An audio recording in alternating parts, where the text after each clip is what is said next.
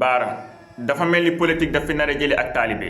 dafa mel ni war ma ji doxoon ci diggante taalibe ak sëriñam politiciens yi dañ ko bëgg a raxas ci xolu yenn taalibe yi dañu remarqué ni leen ci taalibe yi soo masaala dal ci seen tarixa dañuy jug dal ci sa kaw leen ci taalibe yi léegi ñooy jug di dal ci seen kaw tarixa ndax ñi nga xam ne dañuy bubboo tarixa bi la wala ñi nga xam ne tarixa bi dafa sax ci seen xol la wala nga xam ni li politiciens yi di digg ci kanamu sëriñ si la wala sëriñ si ñoo waxul ak politiciens yi wala li sëriñ yi di wax moom la taalibe yi bëggul dégg ak lu ci mën di xew buuru àdduna yi boroom xam-xam yi dañ leen daan daw te dafa mel ni sunu sëriñ si dañu taxoo ak politiciens yi te politiciens ak kàkkatar ñoo yem fu mu dem day nuroog moom te li ci gën a doy waar mooy saa yuy dem da lay bàyyee ak molekaanam. boo xoolee at mii ñu dugg worma ak ay teggin yi daan dox ci diggante sëriñ ak taalibeem dafa xaw a wàññiku da ngay dégg ñu ne kilifa diine yi wax leen wala kilifa diine yi wax ñu ne kilifa diine yi liñ wax waruñu ko woon a wax ma lay laaj ba xam politique gu Sénégal nii muy doxee fan la mën a yóbbu Sénégal ak bu fekkee nii muy doxee nii la continuer fii ak 2024